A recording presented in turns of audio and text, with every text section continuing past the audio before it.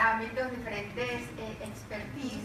Tenemos a Doug Rohan, que es un abogado penalista. Tenemos a Carolina Antonini, quien es experta en temas de inmigración, al igual que lo es Dustin Baxter, y por supuesto Rubén Cruz, quien es un abogado que se especializa en leyes laborales, porque el tema de la inmigración realmente afecta a muchos ámbitos y todos nos estamos viendo afectados, y muchas preguntas que tiene la población tienen que ver con los derechos ciudadanos, y quién mejor para responder a esto que un grupo de abogados. Y yo quiero retomar entonces una de las preguntas que alguien del público le hizo al cónsul, y que el cónsul obviamente dice que es un experto en leyes quien debe responderlo. Yo quiero saber cuáles son los pasos que debe entonces tomar un padre que está pensando en irse y entonces dejar a sus niños en este país. ¿Hay algún método estándar, algún procedimiento que se recomiende para que un padre o una madre que tenga que hacer esta dolorosa decisión la haga? ¿Ustedes tienen alguna recomendación? Bueno, para los que quieren, primero gracias por invitarnos a este foro. Para los que quieren dejar los niños con alguien que no es padre, tiene que hacer un carta de poder, un formulario que deja a la persona que está encargada de los niños temporalmente para hacer decisiones sobre tratamiento médico y cosas sobre eso. La cosa es que no queremos que unas personas estén utilizando estos cartas de poder por un tiempo largo. La idea no es que es una adopción o que no tiene el poder igual como si haga el proceso formal para adoptar a uno de los niños. Pero un carta de poder, si vas a viajar por un mes o 2 meses, unas semanas, eso es razonable. Y en términos de lo que ustedes están viendo, Carolina y Dustin, en términos de las políticas de inmigración, las leyes no han cambiado. Es importante aclarar que el presidente no tiene el poder de cambiar las leyes, pero la implementación de las leyes se está haciendo de una manera más agresiva.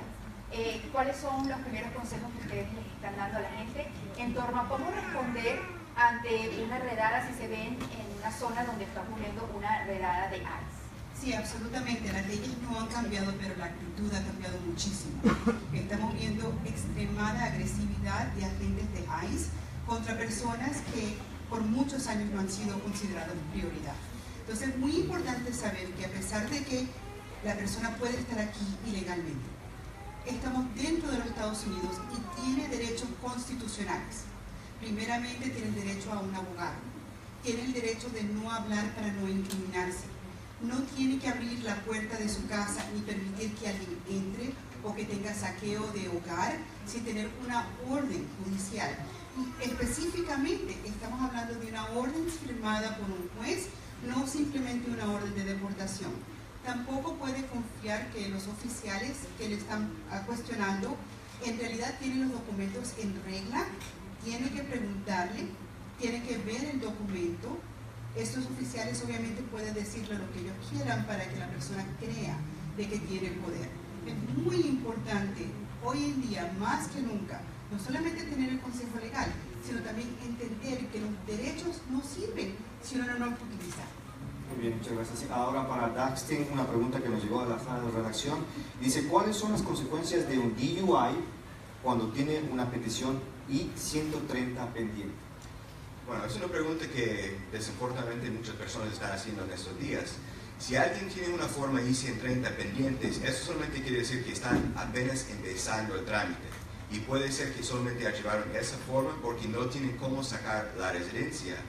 O sea que hay 2 pasos. Primero es la I-130 y después la I-485 para que le den la residencia. Entonces, si alguien tiene la primera forma pendiente es porque no pueden de una vez sacar la residencia. Y hay peligro, si sacan un DUI mientras estén tramitando el proceso, hay peligro de que inmigración vaya a la casa a buscarles. Entonces, siempre estamos diciendo que hay que obedecer más que nunca las leyes del país, porque la manera que inmigración se da cuenta de que las personas que están aquí, bueno, es porque cometen crímenes o errores, por lo cual pues, la policía los arresta y los pasa a inmigración.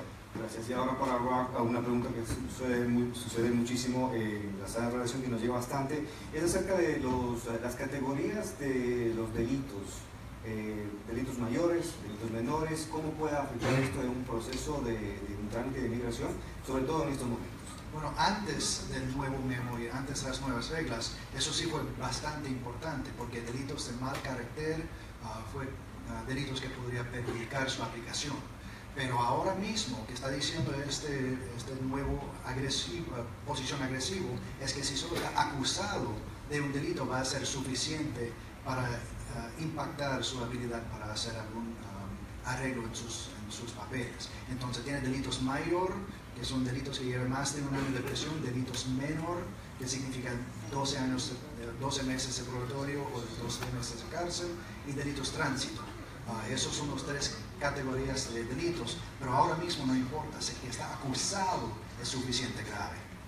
Quiero ir con Rubén Cruz antes de pasar con nuestra compañera Marta Ramírez, que tiene una pregunta del público. Pero Rubén, muchas personas también piensan que porque están indocumentadas y las leyes, la implementación de las leyes la ven como más agresivas, piensan que sus reclamos laborales o las injusticias que se han cometido con ellos en el trabajo, pues ya no deben de denunciarlas, etcétera, porque tienen más miedo. ¿Cuál es tu consejo como abogado? Bueno, el estatus legal no tiene consecuencia ninguna en el derecho de reclamar por el accidente en el trabajo.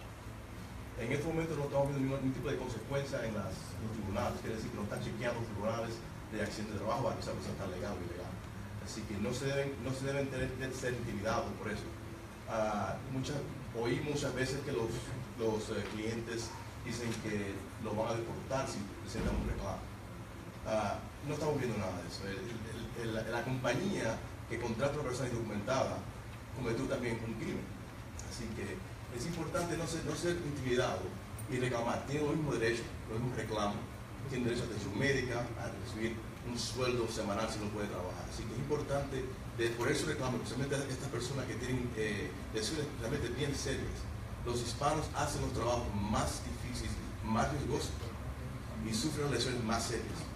Gracias, Rubén. Y precisamente vamos a pasar con Amanda Ramírez, que ya se encuentra con más preguntas del foro público del día de hoy. Y pues adelante, Mariela, que nos tienes. Así es, Giancarlo, muchísimas gracias. Estoy acompañada de Jackie, quien tiene una pregunta para los abogados de inmigración. Cuéntanos, Jackie, ¿cuál es tu duda? Mi pregunta es: esposo ciudadano mexicano, lleva 15 años en este país. Hace 5 años lo detuvieron por una luz de freno que no funcionaba, lo pusieron con fondo de inmigración, salió a las 2 semanas por fianza y hace 5 años de eso no le han dado corte. ¿Hay alguna forma de acelerar ese proceso para que den corte o qué riesgo corren en este momento? Algunas veces acelerar corte no es lo que es en tu mejor interés. Cuando una persona está en proceso de deportación y está persiguiendo un alivio basado en el tiempo que lleva aquí y quizás la familia que tiene, ese alivio que se llama la cancelación, para poder recibir un estado legal bajo ese alivio, esa persona va a tener que comprobar ciertas cosas. Una de las cosas más difíciles de comprobar es que su familia americana va a sufrir un dolor extremo y excepcionalmente sin igual. Menos de 10% de los casos ganan. Por lo tanto, en este momento para tu esposo, en realidad el tiempo es su amigo. Quizás no es buena estrategia apurar la corte, quizás en este momento mantenerse sin corte con permiso de trabajo es lo que debería hacer. Muy bien, muchas gracias, Amanda. Vamos a pasar con otra pregunta que tenemos. Es para cualquiera de ustedes. Si mi esposo tiene un récord de violencia doméstica y es residente, ¿podría tener problemas para reingresar al país? Sí, pues siempre y cuando alguien tiene un récord criminal, no se debe viajar fuera de los Estados Unidos sin primero hablar con un abogado para repasar la sentencia que le dieron y también los cargos que le pusieron. Porque eso de violencia doméstica, eso puede causar que ya no pueden entrar, o si les dejan entrar, es encarcelado para enfrentar a un juez de inmigración, tal vez enfrentando la deportación. Entonces hay que tener mucho cuidado. No recomiendo que viajen fuera de los Estados Unidos, especialmente en estos días con el clima en contra de la inmigración como está ahorita, sin primero hablar con la inmigración, porque en muchos casos hay cosas que se puede hacer para limpiar el récord. Como el abogado Doug podría tal vez quitar la condena, si hay una condena, o puede ser que también si bajan los cargos a desorden público o otra cosa, ya no va a tener tanto efecto con respecto a la inmigración, pero hay que tener mucho cuidado en estos casos. Yo quiero hacerle una pregunta a ustedes como abogados que quizás no es para ninguna categoría en específico, pero es algo que había mencionado Rubén, que dice que las personas se sienten inquietas. Bueno, si tú me denuncias, yo voy a decir que tú estás aquí indocumentado. Y algo que decía Carolina también, que entonces la persona siente miedo y dice, viene ICE y dice, no tiene la firma del juez, pero dice, bueno, si me hacen venir otra vez, voy a venir con una orden para llevarme a toda la familia. ¿Qué puede hacer uno como ciudadano? ¿Qué le puede decir uno a las autoridades? ¿Cómo un consejo práctico para que nosotros podamos, la comunidad le pueda responder efectivamente, sin ser irrespetuosos y sabiendo que ellos están actuando del lado de la ley? ¿Cuál es el consejo que ustedes les darían? Entonces, claro, esto requiere mucho valor y yo entiendo eso perfectamente. A mis clientes yo los entreno, les doy mi tarjeta y les doy una tarjetita que tienen que leerle al oficial. Señor oficial, yo soy representado por esta abogada. Yo no le voy a hablar, yo tengo el derecho de mantener mi silencio. Si usted tiene una orden de arresto, la tiene que enseñar, tiene que ser firmada por un juez. Si no, respetuosamente no voy a cooperar con usted. Por favor, llame a la señora Carolina, que ella se entere con usted. Y ya. Y también es importante para nosotros que somos tal vez ciudadanos de los Estados Unidos. Si vemos injusticia, tenemos que dejar saber al público lo que está pasando. No podemos mantenernos callados. Si cuando hay injusticia, y somos abogados porque odiamos la injusticia, hay que publicarlo, hay que llamar a Univision, hay que estar dejando a todo el mundo saber lo que está pasando para que ya dejen de hacer esas cosas. Porque si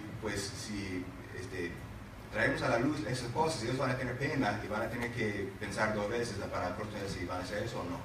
Hablando sobre eso, quería dar luz a la realidad de qué está pasando. En verdad, muchos de los ciudadanos no entienden, creen que Trump está diciendo que queremos correr los delitos mayores, las personas, los pandilleros, y tiene que enseñar a ellos que en verdad hay madres y padres, veteranos que están deportando ahora por este chismos. Rubén, antes quisiera hacerte una pregunta en específico que no quiero que se me quede en el tintero. Sucedió hace unas semanas atrás, hubo el Día de los Inmigrantes, y nos llegó información de personas que fueron despedidas de su trabajo por esta situación. ¿Qué consejo les dan a estas personas? Bueno, en el estado de Georgia te pueden despedir por cualquier razón. Te pueden despedir por cualquier razón, así que por eso no se puede realmente reclamar a la compañía. Es importante cuando uno va a poner un reclamo y no está documentado, que el reclamo se ponga correctamente. Si usaste un número social falso en el trabajo, asegúrate cuando se pone reclamo en el tribunal que todo esté correcto. Hay manera de evitar de dar los números sociales, así que es importante consultar y tener un abogado que realmente sabe lo que está haciendo en este tipo de casos, porque puede complicarte, puede crear un problema más grande para ti. Dar información falsa en tribunal es un delito, un crimen. Bueno, muchísimas gracias a ustedes por toda esta información tan valiosa. Lo vamos a tener durante el foro, pero un poquito más mezclados con otros panelistas. Muchísimas gracias y vamos con nuestra compañera Amanda Ramírez, que nos tiene una entrevista muy interesante. Así es, gracias, María.